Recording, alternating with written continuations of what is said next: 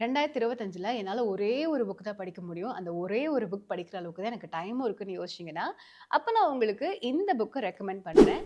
இந்த புக்குக்கு பின்னாடி ஒரு பெரிய விஷயமே இருக்கு. அதாவது நம்ம ஏதாவது ஒரு விஷயத்த ரொம்ப அதிகமா நேசிக்கிறோம்னா, இந்த யுனிவர்ஸே நம்ம கிட்ட கொண்டு வந்து கொடுக்கும் அப்படிங்கிறதுக்கு, இந்த ஆத்தரோட லைஃப் ஸ்டோரியே ஒரு பெரிய எக்ஸாம்பிளா இருக்கும்.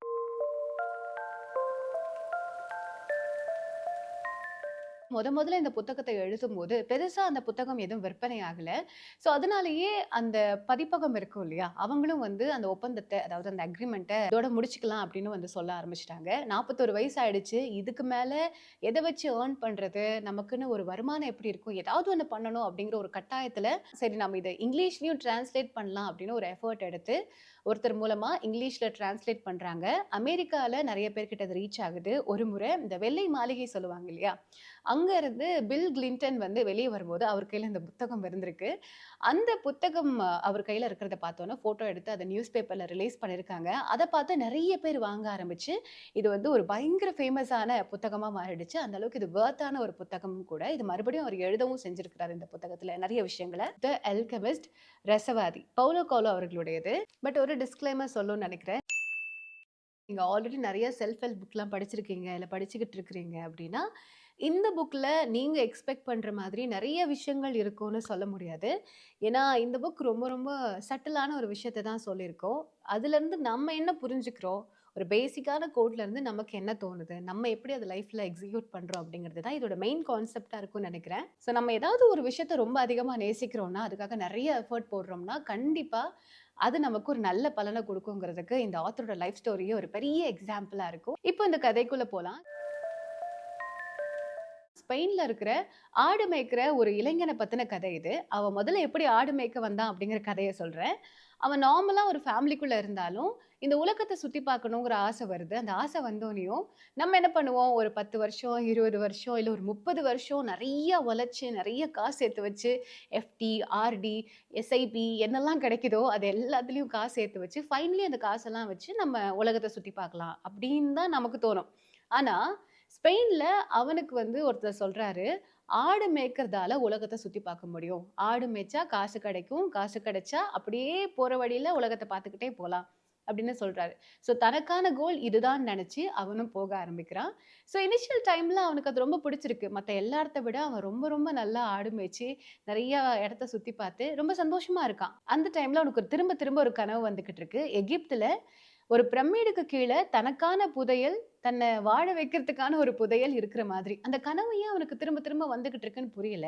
ஆனா, தான் அந்த இடத்துக்கு போணும் அப்படின்னு முடிவு பண்றான். அப்படி போகும்போது சில பேர்த்த மீட் பண்றான். தன்னைத்தானே அரசன்னு சொல்லிக்கிற ஒரு ஆள், தனக்கான ஒரு காதல், அப்புறம் தங்கத்த உருவாக்குற ஒரு ரசவாதி. இவங்க எல்லாத்தையும் மீட் பண்றான். சரி தங்கத்த உருவாக்குற ரசவாதிய மீட் பண்ணாவாவது அந்த புதையல கண்டுபிடிக்கிறது ஈஸியா இருக்கும் அப்படின்னு நெனச்சா, அதுவும் கஷ்டம் தான்.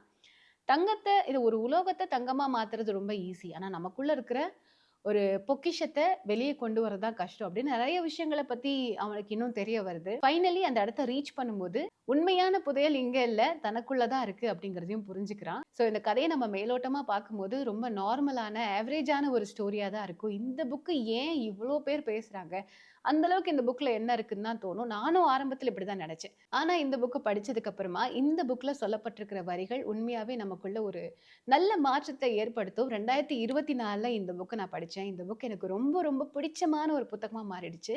அதனால தான் 2025ல நீங்க ஒரே ஒரு புக்க மட்டும் தான் படிக்க போறீங்க. அந்த புக் படிக்க தான் எனக்கு டைம் இருக்குன்னு நீங்க யோசிச்சீங்கன்னா, இந்த புக்க தான் நான் உங்களுக்கு ரெக்கமெண்ட் பண்ணுவேன்னு சொல்றேன். அண்ட் இந்த புக்ல இப்போ எனக்கு புடிச்ச சில கோட்ஸ் எல்லாம் உங்களோட ஷேர் பண்ணிக்கிறேன். இந்த உலகத்தோட மிகப்பெரிய பொய்னா என்ன நினைக்கிறீங்கன்னு சாண்டியாகோ கேட்கும்போது, அதுக்கு ஒரு முதியவர் சொல்லியிருப்பாரு. நம்ம வாழ்க்கையில ஒரு குறிப்பிட்ட காலகட்டத்துல நமக்கு நடக்கிற விஷயங்கள் மீதான ஒரு கட்டுப்பாட்ட நம்ம இழக்கும்போது, அத நம்மளுடைய தலைவிதி தான் கட்டுப்படுத்துதுன்னு நினைக்கிறோம் பார்த்தீங்களா? அதுதான் இந்த உலகத்துடைய மிகப்பெரிய பொய் அப்படின்னு சொல்லியிருப்பாங்க. சில சமயங்கள்ல சில விஷயங்கள அப்படியே விட்டுறது ரொம்ப நல்லது. நீ உண்மையிலேயே ஒன்றை ஆழமாக விரும்பினால், அதை அடைவதற்கு இந்த ஒட்டுமொத்த பிரபஞ்சமும் எப்போதும் உனக்கு சாதகமாக காய்களை நகர்த்தும். இந்த கோட் தான் இந்த புக்கோட ஒரு மெயின் கான்செப்ட். இந்த ஸ்டோரியும் அதை நோக்கி தான் நகர்ந்துகிட்டு இருக்கும். சாண்டியாகோ இந்த புக்கோட மெயின் கேரக்டரா இருந்தாலும் நமக்கு இந்த கதையை சொல்லணும் அப்படிங்கிறதுக்காகவே உருவாக்கப்பட்ட ஒரு கேரக்டரா எனக்கு தோணுச்சு. ஆத்தர் பவுலோ கோலோவுடைய ரைட்டிங்ல பேசிக்கான கோட்ஸா இருந்தாலும் நமக்குள்ள யாரோ நம்ம கிட்ட திருப்பி அதை ரீகால் பண்ணி விடுற மாதிரி இருக்கும். ஸோ இந்த கோட்ஸ்லாம் படிக்கும் போது எனக்குள்ளேயே ஆமா நம்ம நிறைய வாய்ப்புகளை தவற விட்டுட்டோம் அப்படின்லாம் தோணுச்சு. ஸோ எனக்குள்ள ஒரு நல்ல ஒரு மாற்றத்தை ஏற்படுத்துச்சு அப்படிங்கிறத தாண்டி நான் ஆல்ரெடி எனக்கு தெரிஞ்ச ஒரு விஷயம் பட் நம்ம ஃபாலோ பண்ணிக்கிட்டு சில சமயங்களில் ஃபாலோ பண்ணாமல் விட்ட விஷயங்களை திருப்பி ரீகால் பண்ணி அதை ஃபாலோ பண்ணுறதுக்கு ஒரு நல்ல வாய்ப்பாக இந்த புத்தகம் அமையும். அதனால தான் 2025ல் நீங்கள் ஒரு நல்ல புக், ஒரு செல்ஃப் ஹெல்ப் புக் படிக்கணும்னு நினைக்கிறீங்கன்னா த அல்கெமிஸ்ட் அப்படிங்கிற இந்த புக் படிக்கலாம். இது தமிழில் ரசவாதி அப்படிங்கிற பெயரில் இருக்கும். ஆரம்பத்தில் இந்த புக்கை அதாவது ஸ்டார்டிங்கில் படிக்கும்போது கொஞ்சம் டல்லாக இருக்கும். ரொம்ப நார்மலாக சின்ன குழந்தைங்களுக்கு சொல்கிற ஒரு கதை, இல்லை பழைய காலத்தில் யாரோ ஒருத்தங்க டிரான்ஸ்லேட்டே பண்ண தெரியாமல் பண்ண மாதிரிலாம் கூட தோணும். பட் இந்த புக்கை படிக்க படிக்க இந்த புத்தகத்துடைய கதை நகர்வும் சரி, இல்லை இந்த புக்கோட மொழிபெயர்ப்பும் நமக்குள்ள ஒரு நல்ல கனெக்டை ஏற்படுத்தும். இந்த புக்கை நீங்கள் தமிழ்லையும் படிக்கலாம், இங்கிலீஷ்லையும் படிக்கலாம், ஹிந்திலையும் அவைலபிளாக இருக்குது. இன்ஃபேக்ட் ஆல் லாங்குவேஜ்லையும் அவைலபிளாக இருக்குது.